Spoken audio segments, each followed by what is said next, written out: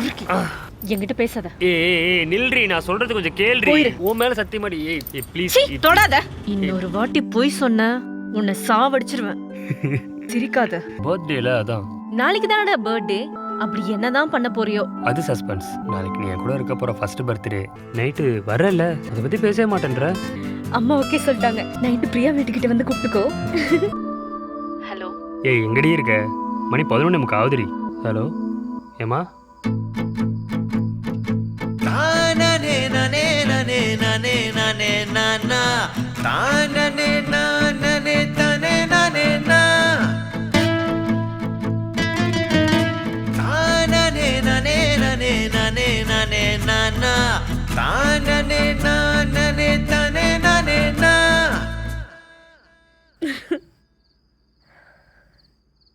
அம்மா எங்கடா கூட்டிட்டு போற?